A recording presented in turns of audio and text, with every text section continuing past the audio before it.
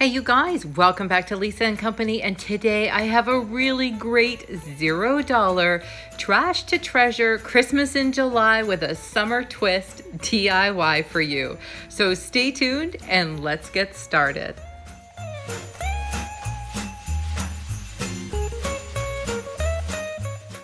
If you love budget-friendly DIY design and decor, then make sure you hit that subscribe button so you'll know every time we upload a video.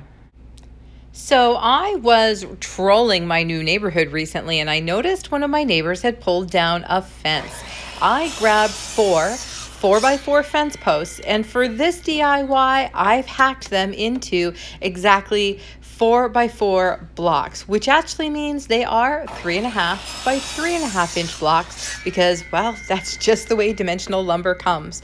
So I just pulled out my miter saw and hacked these up. I did have to be careful because there was lots of old screws and stuff left over in here, but wait till you see what I turn this into.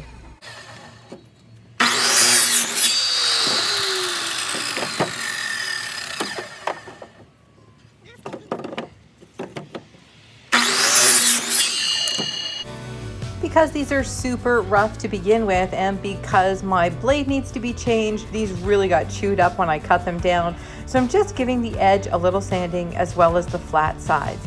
Now, I am not, you may have noticed, pulling out a power sander here for a couple of reasons. Can't find it, hasn't been unpacked yet, and because I want to keep these really rustic. So a quick coat of paint, and I am just using the Dollar Tree acrylic paint. We pay $1.25 for that in Canada, but it's a decent sized bottle and it goes a good distance. I am only going to do a little tiny bit of touching up on the sides of these because they are going to get another coat shortly. So stick with me because this is where we're going to fly through this part and it's going to get really fun. Well, for some reason, I didn't record this part, but what I've used here is the Dollar Tree poster stickers. I did have to get a little bit creative because I had 3 sheets of these and it still wasn't quite enough letters, but we made it work, and that's what counts. Now, keeping in mind, I am trying to keep this to a $0 trash to treasure. I am going to give these a super simple coat of not quite dry brushed, but almost dry brushed white paint. So what you can't see here is all I did was shake up my can, and I am literally only using the paint that is in the lid. Not because I was trying to use just a little bit of paint, but it is amazing how little paint this takes. Now, I want to make sure that when I pull off these stickers, the letters are nicely defined. So I am not dry brushing in the typical fashion. I am going back, which I suspect will lead to a little bit of bleeding, but I do have a solution for that, so stay tuned. I'm using this handy paddle that came with my Cricut to lift off the stickers. I am trying to be so careful here because I don't want to push any of the white paint on the surface onto the black. This doesn't make any sense. You know what I'm saying because you can see what I'm doing. I don't want to push any of that paint onto the unpainted part of the block. Does that make sense? Now let's get the rest of these painted. We have to do all 5 sides. I didn't do the bottom. No one's ever gonna see the bottom. And you'll notice that some of these have more than one sticker on the block. Now, if you're paying attention to what the finished product looks like, you'll have a pretty good idea why. As soon as we're finished painting all of these, we're going to get those stickers off. There is no reason for waiting for the paint to dry. Just take them off, and like I said, be really careful. A pair of tweezers would work for this. Anything with a nice flat edge or a little pick on the end will totally do the trick.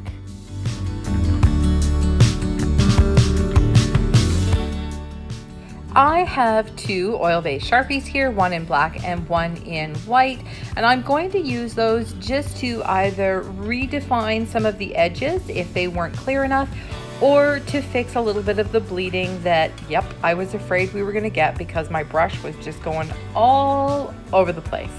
But I was trying to get that really rustic look, so unfortunately it was the only way to go.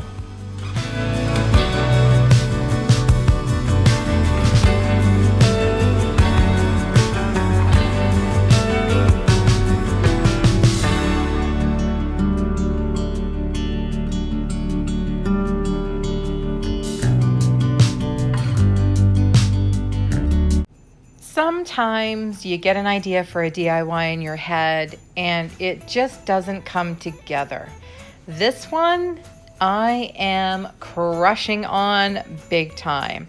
This is found fence posts, Dollar Tree stickers I already had, and a little bit of paint with a couple of hours of DIY.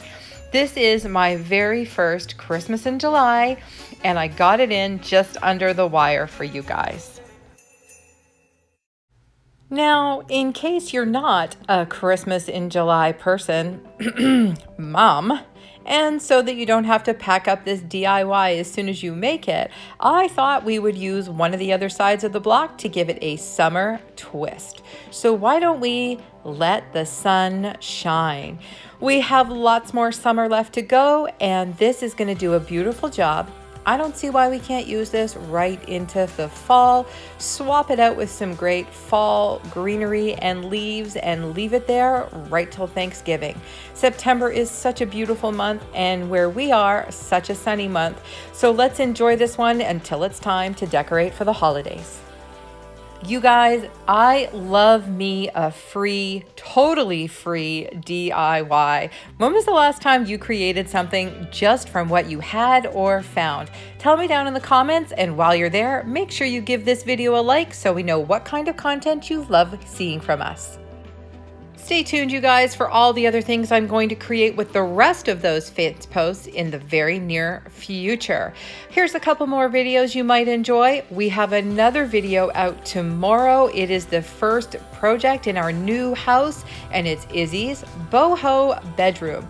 Hopefully you're following us over on Instagram and you know that's coming out. If you're not, hop on over there because you'll find all kinds of extra tidbits you won't see anywhere else.